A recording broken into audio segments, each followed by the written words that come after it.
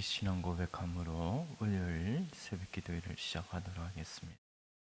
전능하사 천지를 만드신 하나님 아버지를 내가 믿사오며 그 외아들 우리 주 예수 그리스도를 믿사오니 이는 성령으로 잉태하사 동정녀 마리아에게 나시고 본디오 빌라도에게 고난을 받으사 십자가에 못 박혀 죽으시고 장사한 지 사흘 만에 죽은 자 가운데서 다시 살아나시며 하늘에 오르사 전능하신 하나님 우편에 앉아 계시다가 저리로서 산자와 죽은 자를 심판하러 오시리라. 성령을 믿사오며 거룩한 공예와 성도가 서로 교통하는 것과 죄를 사하여 주시는 것과 몸이 다시 사는 것과 영원히 사는 것을 믿사옵나이다. 아멘. 우리 찬송가 303장입니다. 날 위하여 십자가에 찬송가 303장.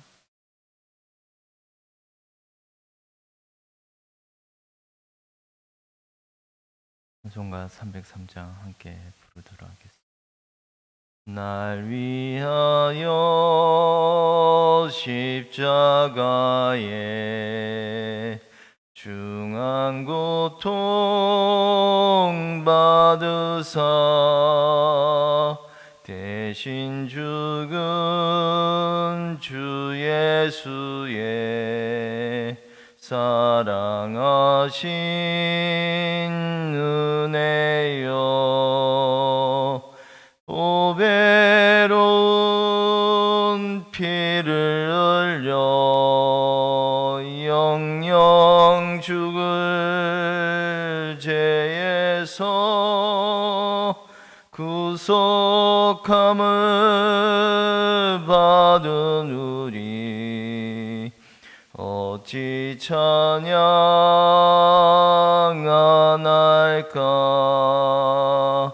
예수 안에 있는 우리 한량없이 즐겁고 주 성령의 위로함이 마음속에 차도다. 천국 음악 소리 같은 은혜로운 그 말씀 끊임없이 듣는 우리 어찌 찬양하나이까. 이 세상의 모진 풍파 쉬지 않고 불어도 주님 안에 보호받는 우리 마음 편하다. 늘 깨어서 기도하고 저 천국을 바라며 주님만을 기다리니 어찌 찬양하나이까.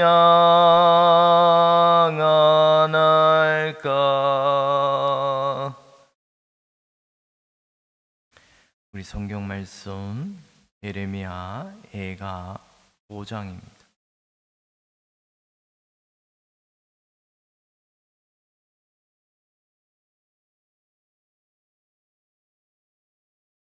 예레미야 5장 11절에서 마지막 22절까지 우리가 한 절씩 교독하도록 하겠습니다.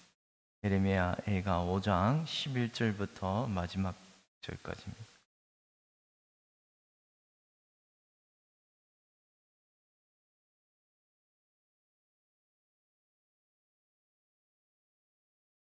대적들이 시온에서 부녀들을 유다 각 성읍에서 처녀들을 욕보였나이다.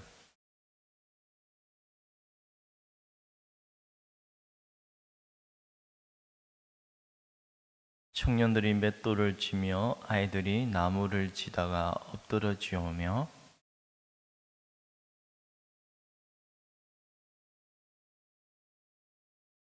우리의 마음에는 기쁨이 거쳤고 우리의 춤은 변하여 슬픔이 되었사오며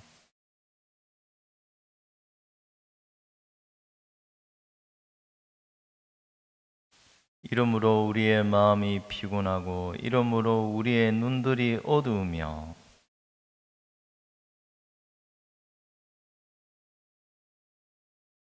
여호와여 주는 영원히 계시오며 주의 보좌는 대대에 이르나이다.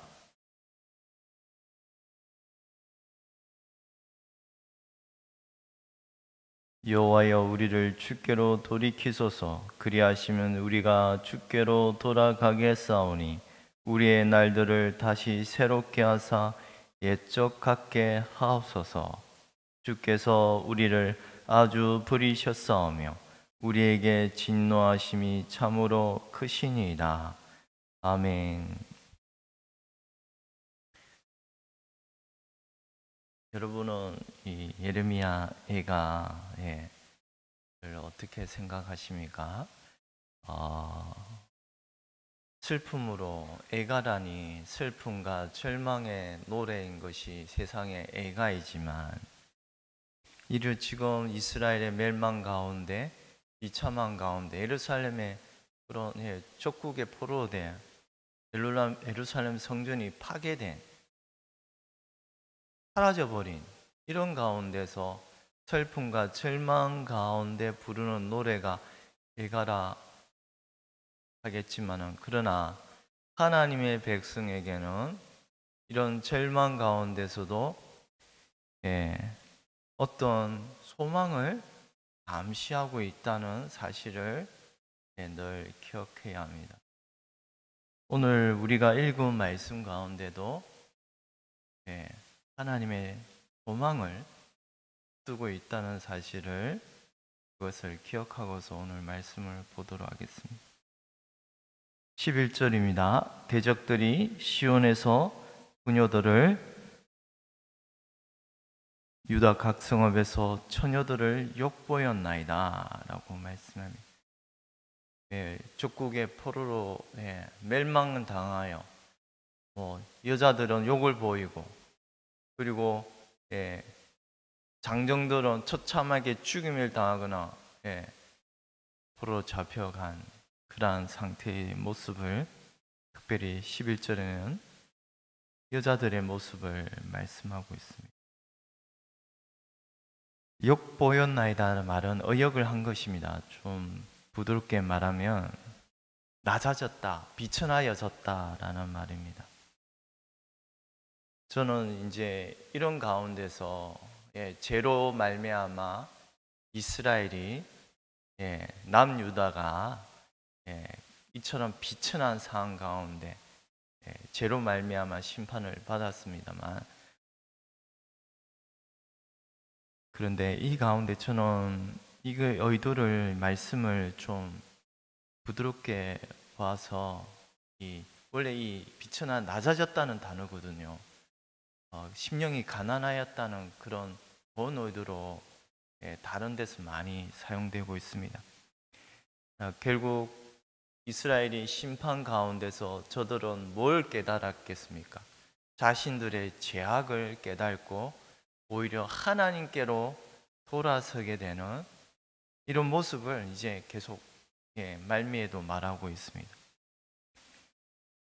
12절입니다. 지도자들은 그들의 손에 매달리고 장로들의 얼굴도 존경을 받지 못하나이다. 지도자들, 고관들, 왕들이라고 할 수 있습니다.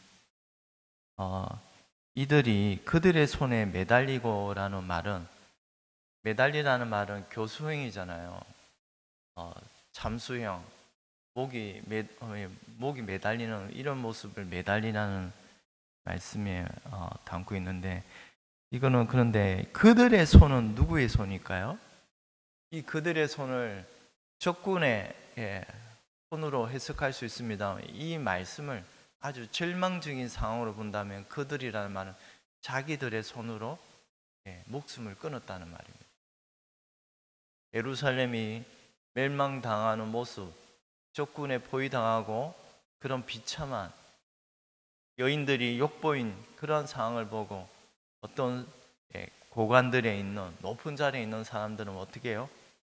자기들의 손으로 목을 매달았다는 말입니다. 자기의 손으로 자신이 직접 자기 손으로 생명을 끊었다는 말입니다. 맨정신으로 볼 수가 없었겠죠. 비참한 상황을 그 광경을 눈으로 차마 볼 수 없어서 스스로 목숨을 끊은 것이 아닌가 싶습니다. 누가 그 예루살렘의 멸망, 심판을 견딜 수 있겠습니까? 하나님의 말씀에 그토록 시드기야 왕에게 항복하라는 그 말씀을 저버리고 오히려 항복하는 것이 수치스럽다. 이것이 시드기야가 말한 것입니다.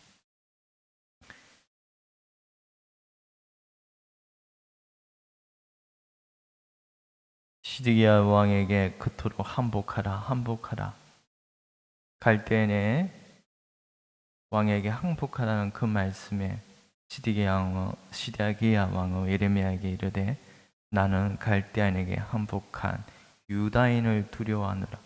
염려하건대 갈대아인이 나를 그들의 손에 넘기며 그들이 나를 조롱할까 하노라. 그러므나 만일 항복하기를 거절하시면 여호와께서 내게 보이신 말씀대로 되리이다. 예레미야가 시드기야에게 한 말입니다. 이런 항복하는 근유에도 시드기야 왕은 저들이 항복한 이스라엘 유다인이 나를 조롱할까, 나를 수치스럽게 할까봐 항복하지 못하겠노라고 말씀하였어요. 이 얼마나 교만한 마음입니까? 이런 교만한 마음은 더 큰 심판을 받게 되는 것입니다. 장로들의 얼굴도 존경을 받지 못하나이다 라고 말합니다. 여러분, 장로들이라면 여기서 이 장로들은 늙은 나이가 많은 분들을 말합니다.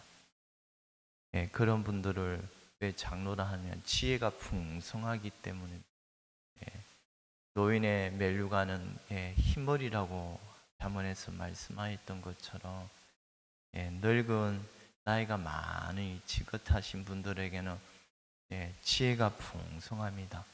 그들이 인생의 그런 경험을 통하여 하나님께서는 저들에게 지혜를 베푸시고 그리고 젊은이들은 그런 늙은 이들에게서 지혜를 배우고 그렇게 하여 존경을 표하는 것이 마땅한데 뭐요? 12절에는 존경을 받지 못하나이다 라고 말씀합니다. 이것이 어때요? 이것을 나라가 망하는 모습이 그러합니다. 나라가 망하는 그 나라의 모습은 늙은이들을 존경하지 아니하고 젊은이들이 노인을 멸시하고 그런 모습을 본다면 기억한다면 오늘날의 사회의 모습도 예전에 노인을 공경하는 그런 믿지 않는 이들도 그러한 그러한 속담을 격언을 가르치고 그랬는데 요즘에는 그런 젊은 아이들이 노인을 멸시하는 이것은 사회가 아주 무질서하고 뭐요? 아주 강하게 말하면 나라가 망하는 모습입니다. 우리가 이러한 상황을 좀 경탄하면서 우리가 자녀들에게는 늘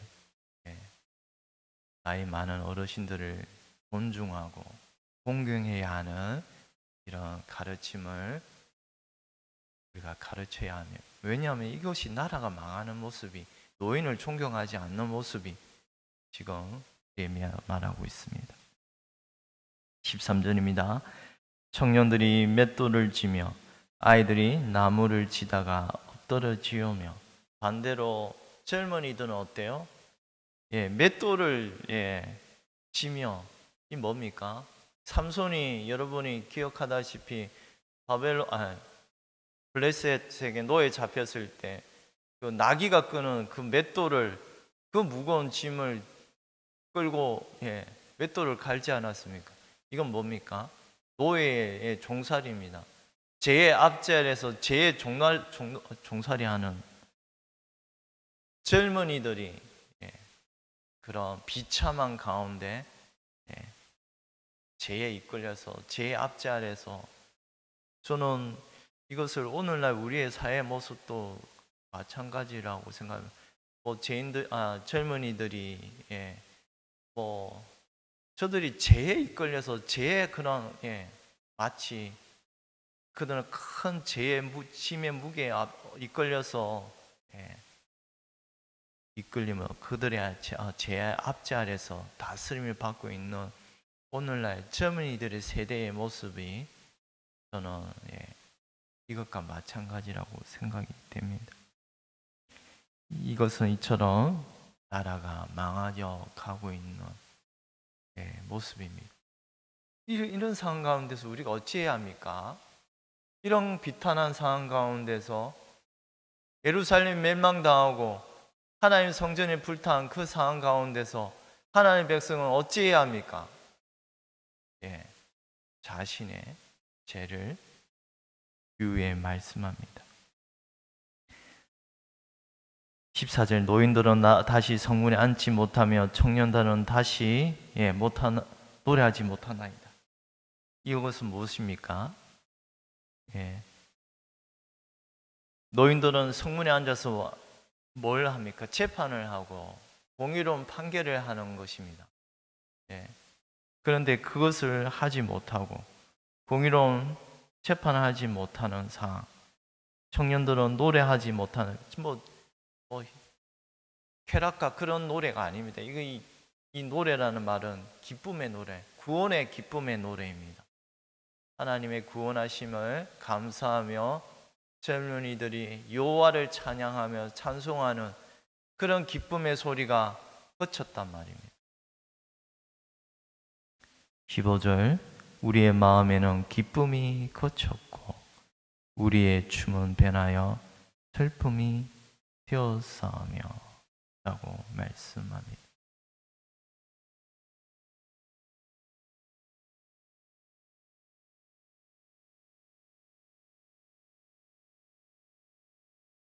(16절입니다) 우리의 머리에는 멜류관이 떨어졌사오니 오라 우리의 범죄 때문입니다. 이런 비참한 상황 가운데, 이런 절망적인 상황 가운데 하나님 백성이 아뢰는 것은 뭡니까? 이 모든 것이 뭐요? 우리의 범죄 때문입니다 라고 이 하나님 백성들이 고백하고 있습니다. 우리가 이런 모든 세상에 지금 임한 이런 안타까운 상황을 보면서 마음 아파하고 이제는 슬픔의 눈물, 애통의 눈물을 흘려야 할 때가 그때 당시 예루살렘이 멸망당한 그때 하나님의 백성이 보인 행동이며, 그리고 지금 오늘날 우리가 또한 이러한 모습을 통해하며 눈물을 흘릴 때가 지금의 때가 아닌가 싶습니다. 우리의 멀리에는 멜류관이 떨어졌사오며, 참으로 하나님이 그토록 하나님이 거하시는 초소 예루살렘 시온산을 복되게 하시사 다윗 때의 모든 주변 왕국을 통일을 하게 하시고 온갖 은금을 길거리에 티끌처럼 많게 하신 솔로몬의 영광이 다 사라져버린 이런 모습, 우리의 머리에 멜류관이 땅에 떨어졌다고 말합니다. 여러분이 하나님께서 우리의 하나님의 형상을 아담을 하나님의 형상으로 거룩하게 지음을 받게 하셨는데 한순간에 아담이 여호와의 말씀을 거역함으로 또 에덴 동산에서 쫓겨나지 않았습니까? 그 아담의 머리에 면류관이 땅에 떨어진 모습이 지금 예루살렘 멸망당한 모습과 같습니다. 17절입니다.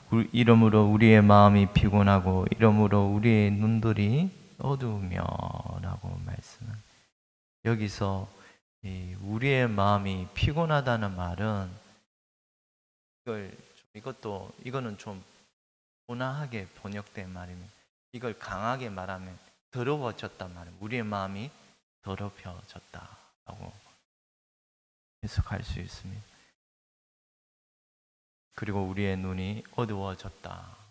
물론 이런 상황을 보고 하나님 백성들이 애통하며 눈물을 흘리는 가운데 참으로 마음이 너무나 눈물을 많이 흘린 가운데 마음이 허약해진 그런 상태, 눈물을 너무 많이 흘려서 눈이 그냥 앞을 볼 수 없을 정도로 캄캄해진 상태, 자신들의 죄악을 깨닫고 마음 애통해하는 모습입니다.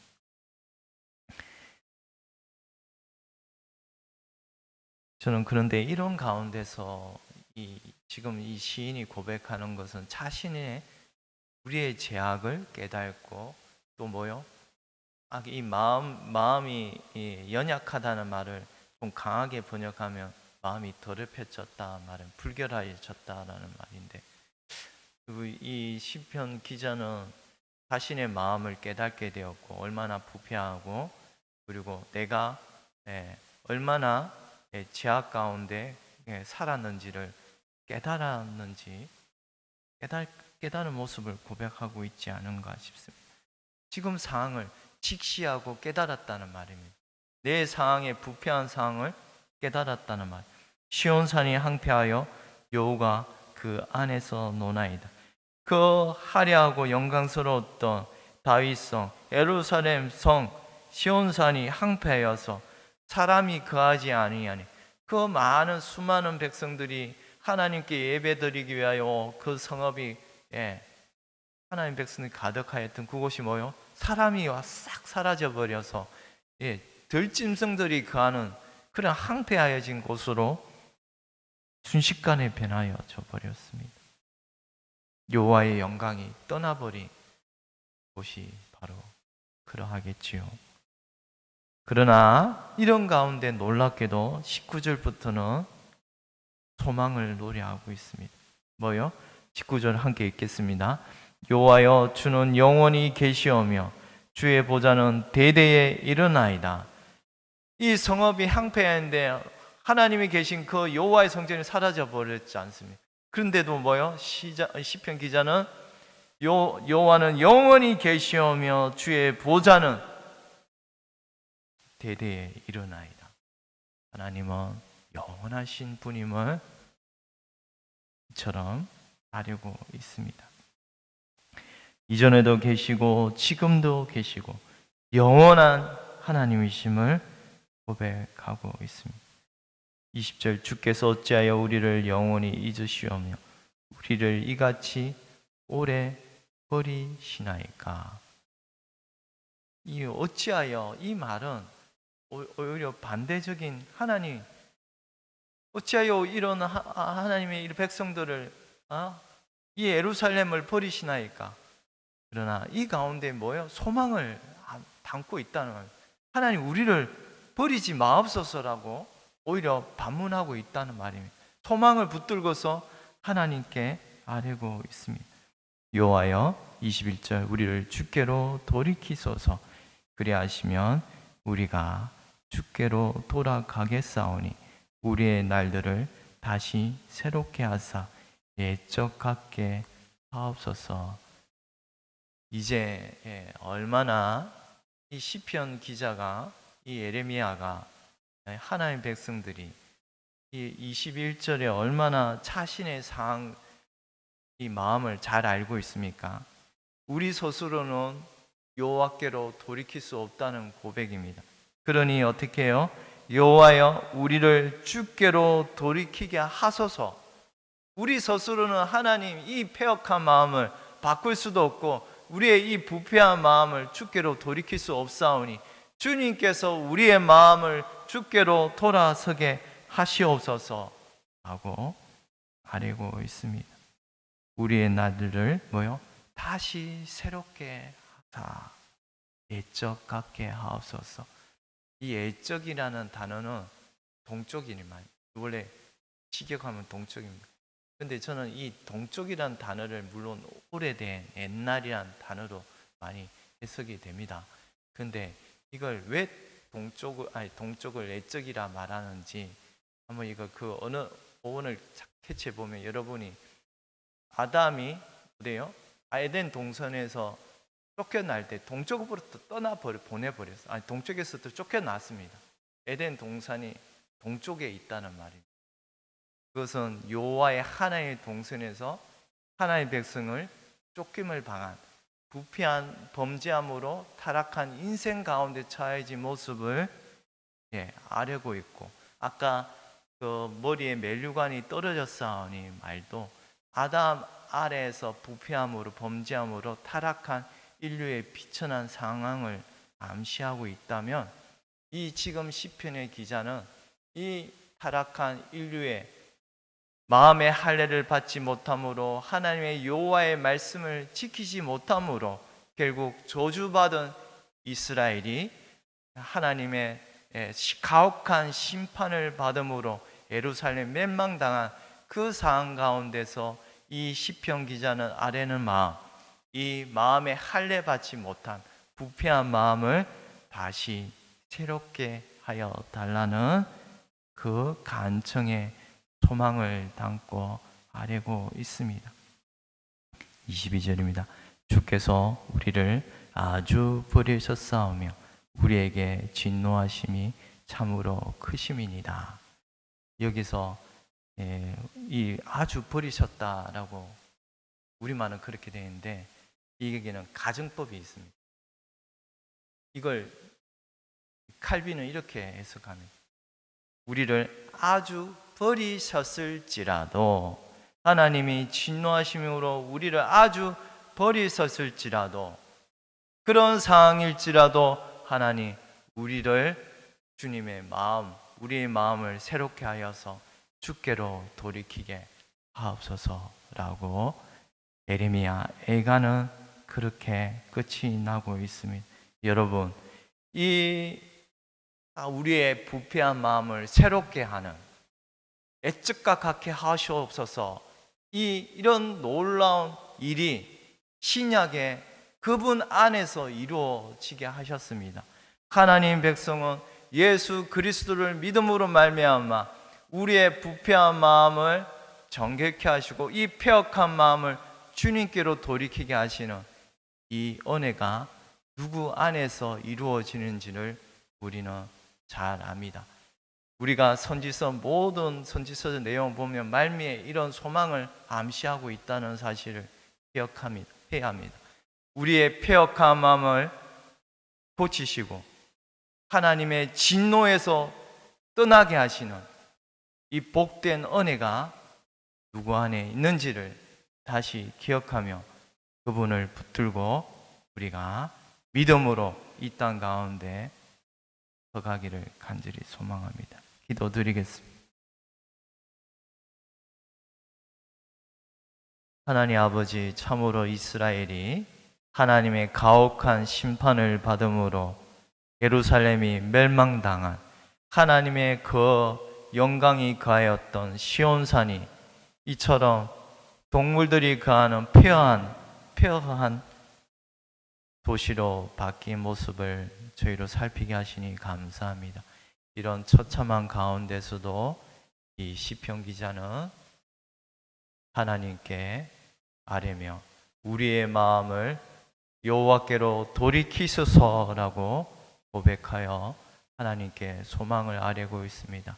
하나님, 저희의 마음, 패역한 마음, 이 부패한 마음을 바꾸시는 분, 우리의 죄를 위하여 대신 십자가에 죽으신 그 예수 그리스도 안에서 이 모든 복된 회복이 있을 줄 믿사오니 오직 주님만 바라보며 우리가 주님 지신 그 십자가를 질고서 믿음으로 이 땅 가운데 때로는 힘들고 지칠지라도 예수 안에서는 죽어도 살겠고 라는 그 소망의 말씀, 영생의 약속의 말씀이 있음을 붙들고, 이 말씀을 붙들고서 오늘 하루도 한 주도 살아가게 하여 주시옵소서.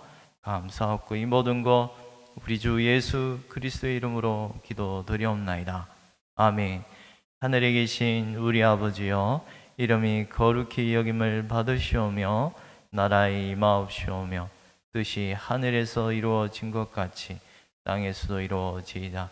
오늘날 우리에게 일용할 양식을 주옵시고 우리가 우리에게 죄 지은 자를 사하여 준 것 같이 우리 죄를 사하여 주옵시고 우리를 시험에 들게 하지 마옵시며 다만 악에서 구하옵소서. 대개 나라와 근세와 영광이 아버지께 영원히 있사옵나이다. 아멘.